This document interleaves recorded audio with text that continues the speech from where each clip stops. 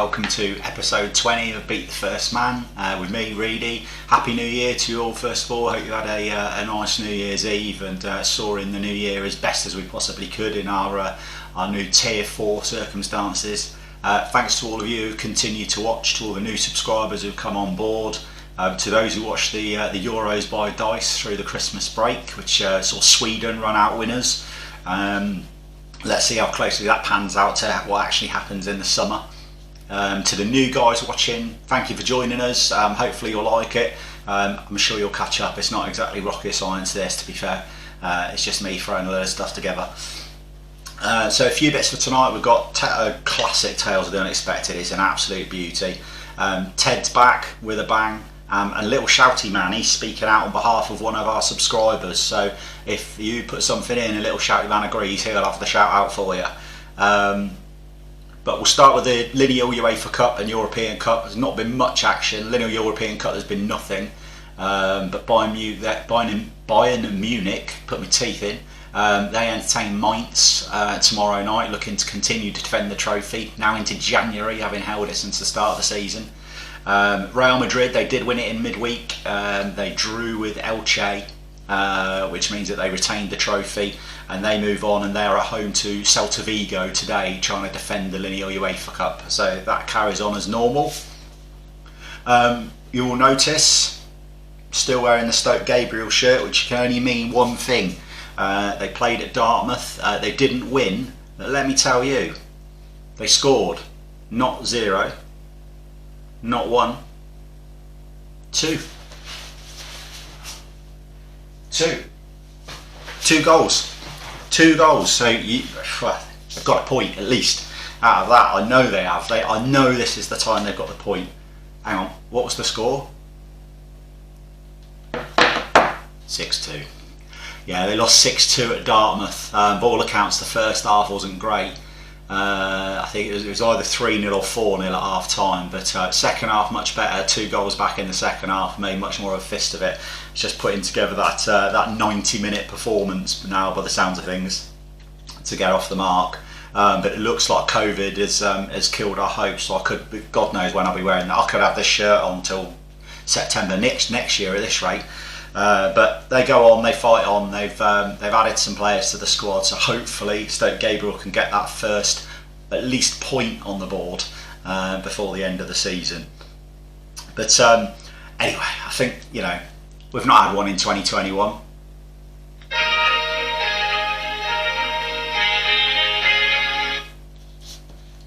Yeah, it's still here. I couldn't find any more suitable music to put on for Tales of the Unexpected. So this week's is all about dogs, and we go from Central America in Bolivia back a little bit closer to home, but let's start in Bolivia. So there was a game going on between The Strongest. What a great team name, The Strongest. I think we should bring them all in, just change all the names. The tallest, the shortest, let's go for it all. The Strongest, they were playing against Nacional Potosi and leading 3-0.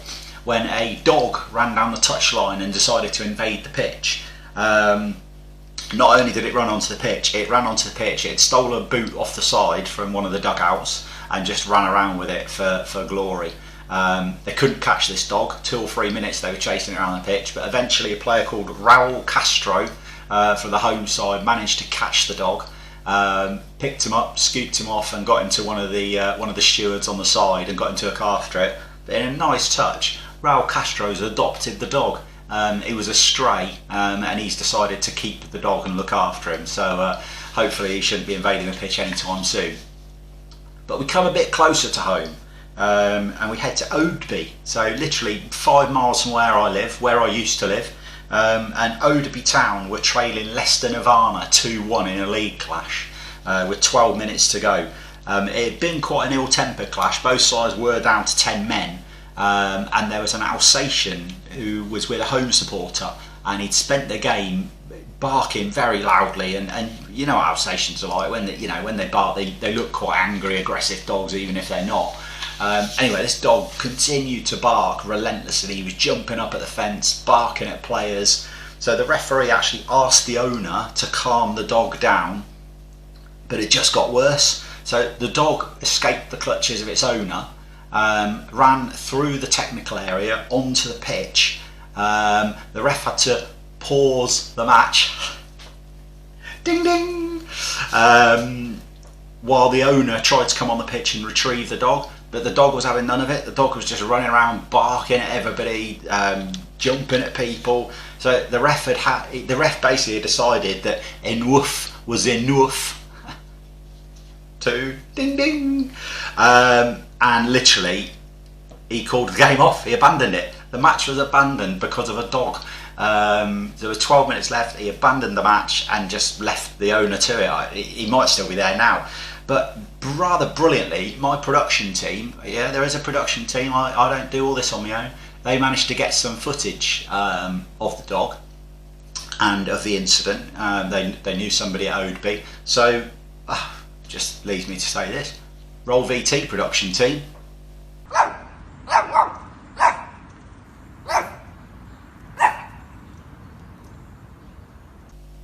Right, you're all sacked. That's rubbish. That's just a random dog. I mean, not being funny, if you're going to get some video footage of the incident, get some footage of the incident. Don't come here with a random dog and telling me that that's the dog of the incident. Talking of which, here's Ted. You know, not a random teddy bear, the actual teddy bear from Ted, from the Hollywood movies. Still on the crutches, I see, Ted. Yeah, afraid so. I've been told to rest, so no lockdown parties for me. Well, that's not very good. As we all know, Ted likes to party. He's been on here drunk once before. So, but Ted, you can't have lockdown parties. You can't have any parties. We're in tier 4 now. You can't do anything. I'm famous. I'll get away with it like my old mate Dominic Cummings. Enough, Ted. Nominations for Little Knob of the Week. Karen Carney for saying Leeds got promoted due to COVID. Ted, I'm not being funny. Have you seen the fallout from that on Twitter? I don't want all the tweets. I'm not even going to let her have it. No, she's not winning it. So who else have you got? You went for somebody else anyway because you don't want the fallout either. Okay, fair enough. Who have you gone for? He's only been back in management about a week. How has he got it? Right, okay, so Ted's given it to Sam Allardyce for saying that he feels the season should be switched off for 2 weeks and closed down for 2 weeks while the COVID situation improves, because he's a 66-year-old man and he doesn't want to catch COVID. Now, one little thing, Sam, you didn't have to come back into management. We all know why you've come back into management. The dollar. You could have stayed at home, safe in the warm, watching Netflix, drinking pints of wine. You've chosen to come back because you want the dollar, and now you're moaning that the game's going on. Sorry, Sam, you've got it. The Little Knob of the Week award. And rather brilliantly, the Little Knob of the Week award is upstairs. So there's no award. Yeah, have a little coaster of the week for your pint of wine, Sam. So Sam Allardyce. So, what, Ted? Ted's got an idea. Oh, this will be good. He's going to do a sponsored walk while on crutches. Sponsored walk? That's pretty impressive, Ted. What are you going to do? You're going to do 100 lengths of the dining room table like that Captain Moore bloke. I despair. Ted, he was 100 years old. Are you having a laugh? I'm a bloody teddy bear on crutches. I might get knighted. Well, good luck with that one then, Ted. So, yeah, I'll give you a quid. Now go on, do one. See you next week. So, he never ceases to amaze. I think he's going to have his own show soon. Maybe they could do a film about him. Anyway, little Shouty Man is back. And here is the issue. So I'm just going to go off camera for 2 seconds. Talk amongst yourselves while I just prepare. So this little Shouty Man was actually sent in courtesy of somebody called Chris Kassam, one of the subscribers. He wasn't happy with it, and I have to say, I agree. So, just get my props on. Okay, so if you are a substitute and you're sat on the dugout, on the bench, this look is okay. I realise you might be saying, this look isn't okay, you look like a dick. But this look is okay if you're a substitute. You need to keep warm. It's cold sitting in them dugouts, even though they've got those nice new Formula One seats. So anyway, your moment comes, 75th minute of the game, you're coming on. Okay, let's just get prepared.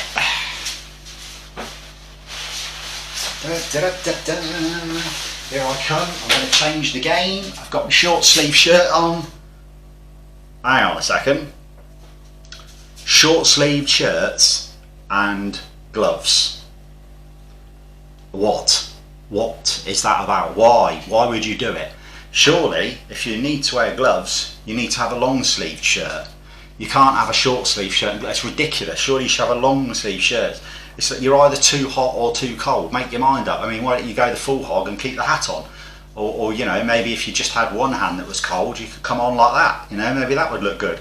It's got to go. You either come on with a short sleeve shirt on and you tough out the cold, or you wear a long sleeve shirt but you wear the gloves as well. No short sleeves and gloves. I can't have it, and I'm not having it. So Chris, I'm with you on that one, mate. So there you go. There's your point rammed over. And if you've got anything you want little Shouty Man to fire out on this show, then please let me know. And if he agrees with it, he'll give it some airtime. So earlier this week, I caught up with my old friend and my drinking partner, Mr. Darren Bowler, and decided to put him through the ringer on zooming in. Well, I say no more. Let's go and see how it went. Mr. Bowler, take it away. Right, so another segment of zooming in with my old friend and trusted drinking partner from the darts, barred from going this year as we have to stay at home due to bloody lockdowns. Mr. Darren Bowler, how are you, Dazza? Cheers, Reedy. Happy New Year, son. Yeah, and you? So Darren's been a good mate of mine. We've done the darts quite a few times. I thought it was only right we got him on for the first show of 2021. So because this will be going out on Saturday, January the 2nd. So although we're recording it before the end of the new year, fresh off the news that we're all going into Tier 4.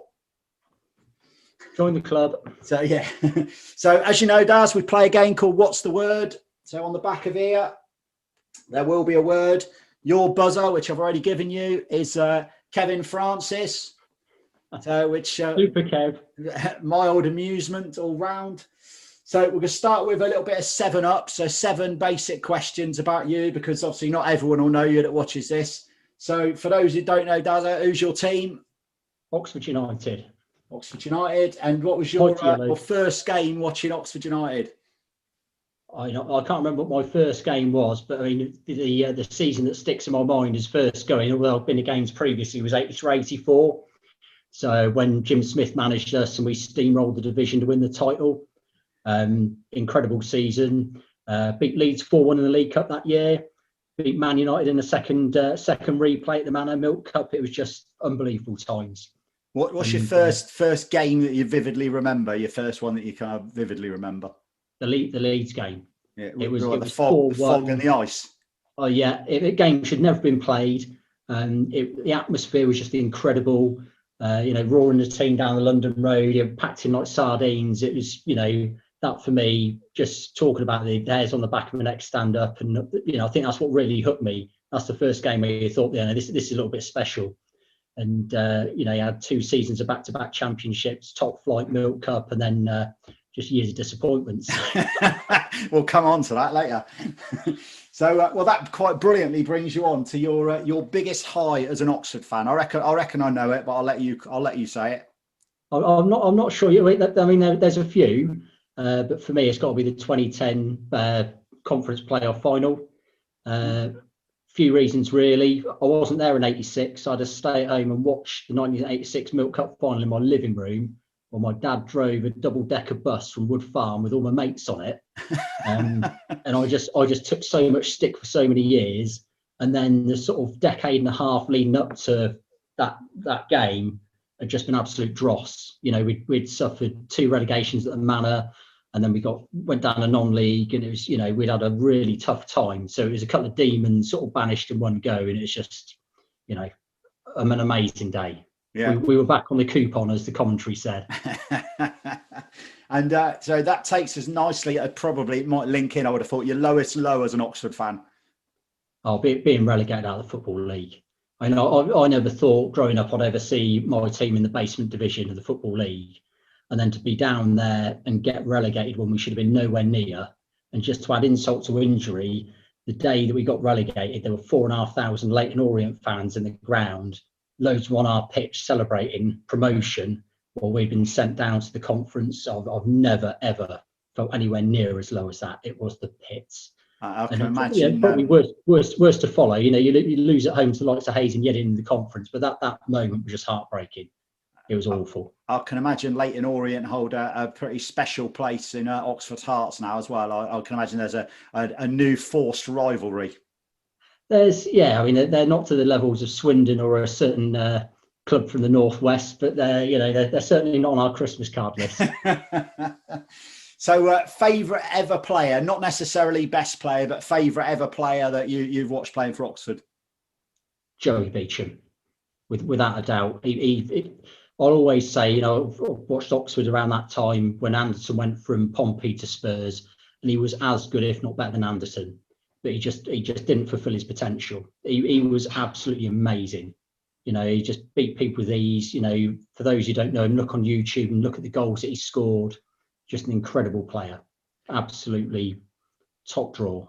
So obviously he left Oxford and went to West Ham, and it didn't really. Why, in your humble opinion, do you think it didn't work at West Ham? Choice of club, or? I just think Joey didn't want to leave Oxford. I think he was just comfortable in his surroundings. He sort of said I think he was happy going to the Dogs on a Saturday night, going out to Oxford with his mates, and he just didn't have the drive and the ambition. He was just in his comfort zone. I think it's such a shame because he should have been an England international. He without a doubt had the ability, definitely. So there you go. Go on YouTube, Joey Beecham on for all those who haven't seen him play, and there will be a few who won't have seen Daz. They're not as old as us, people watch YouTube. They'll be enlightened, mate. I've discovered this over the last few weeks. So worst player you've seen play for Oxford? Oh my God. There's been a lot. You know, there's been some absolute shockers. One that really sticks in my mind though, and he's probably not the worst, but Eddie Hutchinson, who came from Brentford, and you know, is supposed to be a really good player, and he just never did it. I cut him a bit of slack when he first came because he'd had his wife had recently given birth, but you know, for a player that came with reasonable expectations, he was dross. But you know, we've had some absolute stinkers in that period where we moved to the Kassam, then got relegated to non-league, and I worked quite a lot of Saturdays when we were in non-league, so I didn't always see a lot of those games. But we've had some shockers. It's quite funny. You ask people their best and their worst. People have always got a massive group to choose from for their worst, but the best is always a much smaller knit group. But the worst one's massive. We must have all had some really bad players over our times. I don't know. I think I was quite lucky. You know, you think the 80s era, and there's so many players from, you know, our championship winning team. You could say, you know, they're right up there. You know, but Beecham for me is just, you know, ability wise, just head and shoulders. Cool. So the guilty pleasure of another team that you quite like, but obviously don't support. I'd say Man City. I do enjoy watching them when they're on there. You know, when they're on it, they are just different class. Fair enough. Right. So we now do what's called either or. So you get two choices. You have to pick one of them. Obviously, they're not all straightforward. Some of them are pretty cruel. And we'll start with this one. So beat Swindon twice, but you get relegated, or lose 5-0 twice, but you stay up. Depends where they finish in the league. let's say they finish mid-table. Oh, that's a tough one. I think in reality, I'd rather stay up. I mean, they've done us recently, and now they're languishing behind us, and we've got a game in hand. So you definitely want to finish above them. Yeah, definitely don't want those, you know, to be sent down. Fair enough. So back at the old ground, the Manor, but you play in the conference for the next 20 years, or you stay in the current ground, but you stay in the league for the next 20 years. Jesus, I've had so many. You know, the Manor was my second home, and it was, you know, just poles apart in terms of atmosphere, closeness to the pitch, everything. But non-league's pretty bloody awful. So I'll have to say the Kassam in the league. Yeah, no, it's fair enough. I think I would, if pushed, I think I'd have gone that way as well. I think. I mean, there'll be people watch this who won't even know what the manor was like, but for visiting teams, it was a bloody nightmare because, like you said, the pitch, the ground was right on top of the pitch. When Oxford kicked towards the London Road going down that slope, you just knew it could be potentially a long afternoon or evening. It's incredible. You think with the times when we've Ipswich were beating us 3-0 at half time, and then we shot, we're shooting down the London Road second half and beating 4-3. One instance, but there's so many times where you thought you're out of this game, and then they're shooting down the slope, and it's a sizable slope towards the London Road. If there's an atmosphere there, it's been incredible, and you won't get anything near that in a modern ground. Yeah, no, it was unique because it had about 6 or 7 different stands all sort of put together on it. But it was a special little ground, in fairness. I think, I quite liked going there, although I didn't have a great record of seeing us play there. It is famous for the flying man, if nothing else. So VAR or no VAR? No VAR. No. It's appalling. It's appalling. Goal line technology, absolutely bang on. But the rest of it, it's just dominating the game. Yeah, it's shocking. Yeah, I couldn't agree more. Messi or Ronaldo? I'll have to say Messi. 4-3 Messi. Happy days. So, do you like to see your manager in a tracksuit or suited and booted? I've got to say, I prefer a suited and booted than a tracksuit. I think they're trying to belie their years, and it's. I'd much rather see him looking like a manager, the bloke who's in charge. Well, you've got the old V-neck jumper man at the moment, haven't you, Mr. Robinson? He loves a V-neck and a shirt. He does indeed. And he loves bending the fourth official's ear, which I really can't stand. So, Ted from the podcast, or because of your age, little Ted from Play School. Oh, you're Ted. And lineal UEFA Cup and lineal Champions League, or the UEFA Cup and the Europa League and the Champions League? Oh, lineal all day long. It's the way forward. I'm telling you, it's the future. Scrap the Champions League, get rid of it. Just one-off games all the time. Yeah. So, which leads us very nicely on to your ultimate five-a-side team. So, rules are pretty simple. You have to have seen them play live, no TV viewings, 1 goalie, 1 defender, 2 midfielders, 1 striker. So what I'm going to try and start getting people to is give us the ones that have just missed out. So if we go goalkeepers, so any that have just missed out that could have almost made it. You didn't pre-warn me about this. That's what makes it more fun. I'd say David Seaman. Yeah. Yeah, I mean, I saw quite a bit of him in an England shirt. Top draw goalie. Saw him a few times for Arsenal. They're definitely right up there. Yeah. But so who have you gone for, if not Mr. Seaman? Well, I prefer my goalies to be old school, great green jersey, catch rather than punch. Another Arsenal goalkeeper made over 1,000 top flight appearances. It was 119, I think, for Northern Ireland. So I'm going to say Pat Jennings. Pat Jennings. It's the first shout for Pat Jennings as well. Probably the last. Yeah, it could be. Well, I went Peter Shilton last week, so we're in the same era, if nothing else. Oh, I saw Pat Jennings, Oxford beat Arsenal 3-2 in the Milk Cup, and some lad wrote into, I don't know if we can get away with saying the words Jimmy Savile, and they hosted a game at the Manor, and as school kids we got invited along to the game for this lad to referee a game to put it right, and basically Pat Jennings was just leant against the goalpost at the London Road end while all the action and all the fans were at the Cuckoo Lane end. I walked all the way down the touchline to get his autograph. I was absolutely made up. the saddest thing is, the thing I remember, he made all those appearances for Northern Ireland, Arsenal, Tottenham, won all those trophies. But the thing I remember more than anything else, he did an advert once for, I think it was an insurance company, where he just kind of had these massive gloves and the ball wouldn't go in no matter what they did. And that's what I remember him for more than anything else. It's ridiculous. If you look at images of him, the number of times probably it would have been 70s where he's wearing no gloves at all. Yeah, and he had massive hands. He had the biggest hands I think I've ever seen on a human being. They're ridiculous. So now I think he'd keep a few clean sheets for the five-a-side team. Yeah, no, good shout. Then down the first one for young Pat. So on to the defence then. So off the top of your head, any defenders that almost made the cut? Oh, Gary Briggs. Yeah. Now there'll be people who won't know Gary Briggs. If I gave you 5 words to describe Gary Briggs, what would you go for? Just 3, hard as nails. Yeah. I was just, I think if you asked any Oxford fan of that era, I think hard would have been in all of their descriptions. Yeah, no, him and Shouty were a formidable partnership when you could get away with things that would just be a straight red these days. Yeah, and he even looked hard. You like your defenders to have a nickname, and he was Rambo, and my choice as a defender probably wasn't the greatest defender around, but he had a really good nickname, which is Psycho. Yeah. So you've gone for? I've gone for Stuart Pearce. Yeah. Bloke that played numerous seasons for Wealdstone in non-league and went on to appear almost 80 times for England.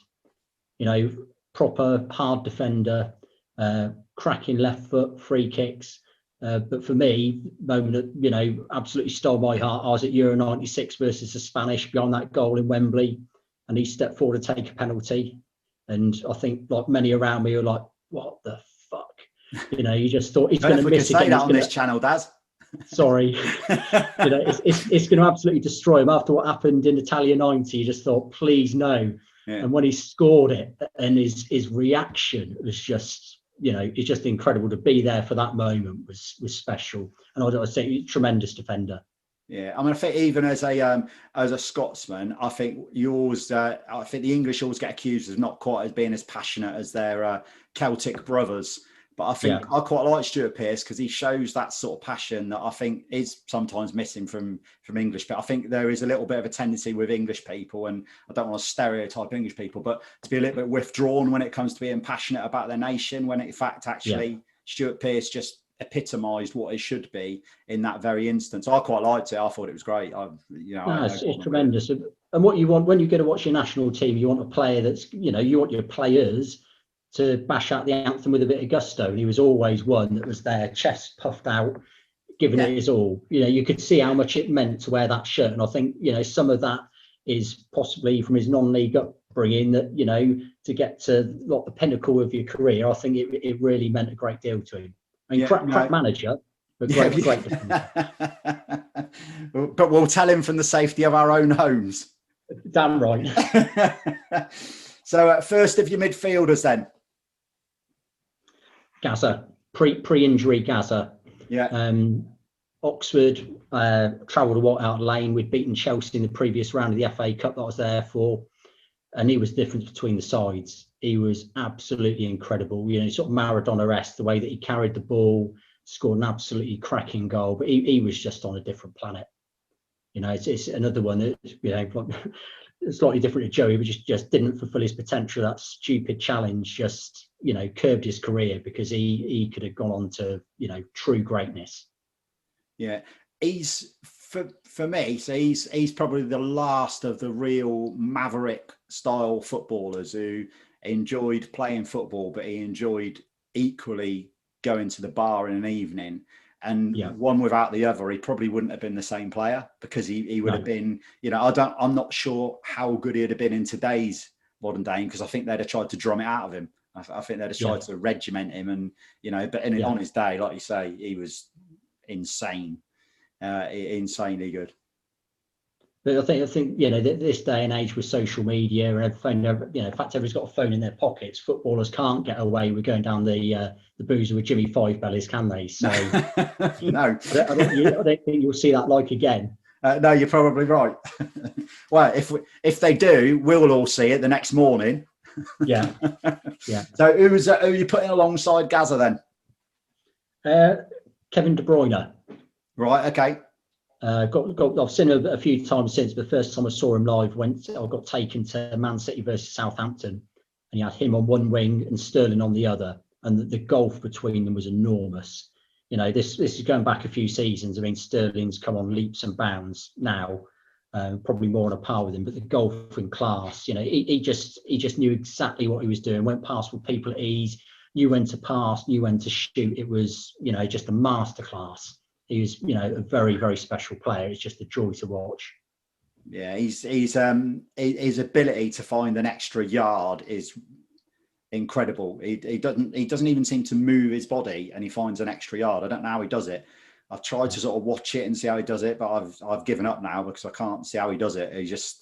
He buys himself a yard by doing nothing. It's incredible, really. Very, very, very clever player, and I think Jose rejected him. Yeah, well, there you go. He doesn't track back, I don't think. I'm not going to slag Jose off. We're playing Tottenham on Saturday.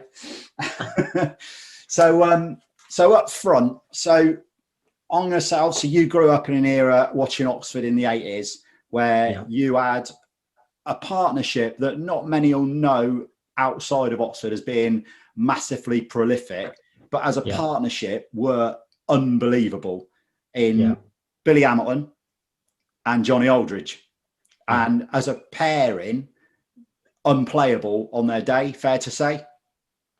Incredible. Yeah, absolutely unbelievable. It's a shame Billy had his injury and cut it short, because I think if he'd stayed fit in that first season in the top flight, we'd have made a much better fist of it than we did. I mean, although we stayed up, you know, doing Everton at home on the way and Arsenal at home, you know, I think we'd have been more comfortable than we were. It went down to the wire. But strange you should say that, because although I've seen some of the Premier League greats, I've seen your Bergkamps, your Henrys, your Shearers, lots of international players. When I used to watch England in the 90s, I've actually opted for Aldridge up front. No, I can't argue with that, to be honest.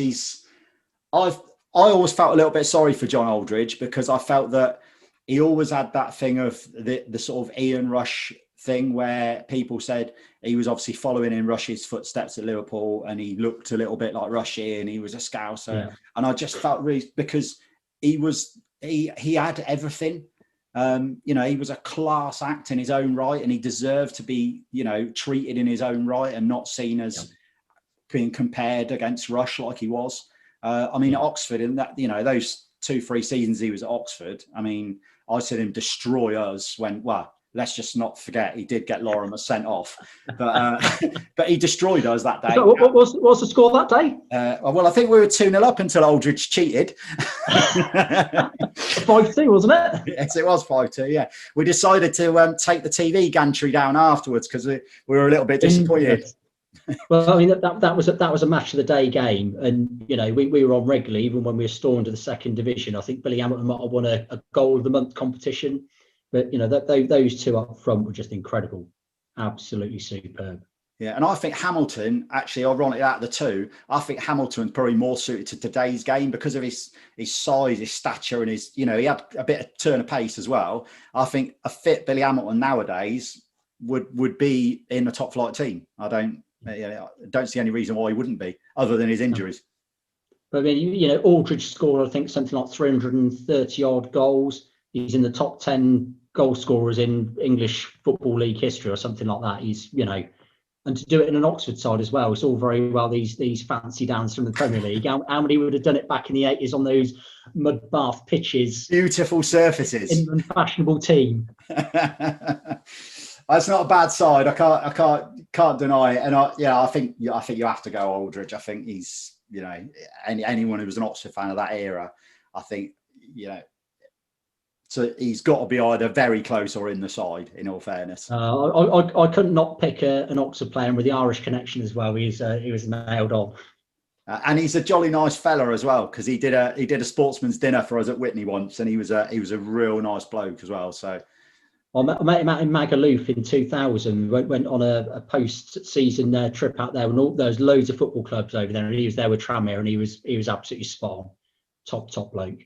I can imagine you were both in a very healthy state when you met each other. Sober as judges, the pair of us. So that's your five-a-side team then, Daz. That also brings an end. What's the word? Oh, failed miserably.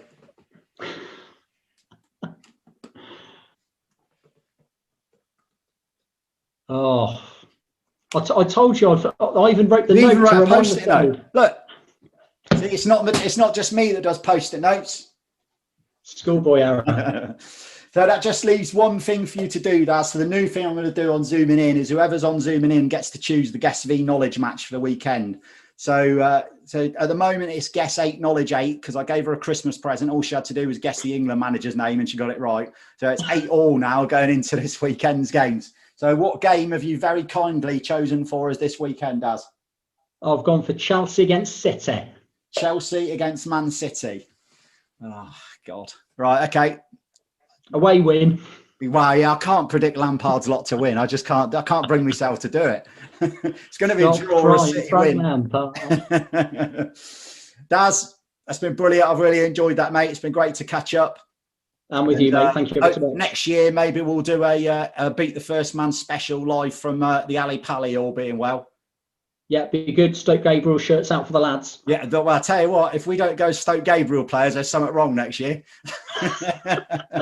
Definitely up for that. So from me and Darren on Zooming In, we'll go back to the show and Guess V Knowledge. Cheers. So, Mr. B dropped a naughty word, didn't he? He dropped the F-bomb. No one else has dropped the F-bomb, but Mr. B had to be the one. I got a text yesterday saying, don't worry, I'm sure he'll bleep it out. Nah. So when we get through this COVID situation, and the plan is to, have people around the table having discussions about football at some stage, Mr. Bowler is on a two program ban where he will not be allowed on the show for dropping his F-bomb, as I'd put no prior warning out that it was coming. So, but no, it was good fun to be fair, and decent five-a-side team. Nice little trip down memory lane that we had, so it was good. So, but as you heard, for Guess V Knowledge, so at the moment it's Guess 8 Knowledge 8. He very kindly chose as the Chelsea v Man City game, which is being played on Sunday evening. So gave the score to Guess yesterday. She was very decisive. She went for 2-1 Man City. I say decisive. She went for 2-1 Chelsea, and then she went no, cross that out. But 2-1 Man City. So that was as decisive as it got.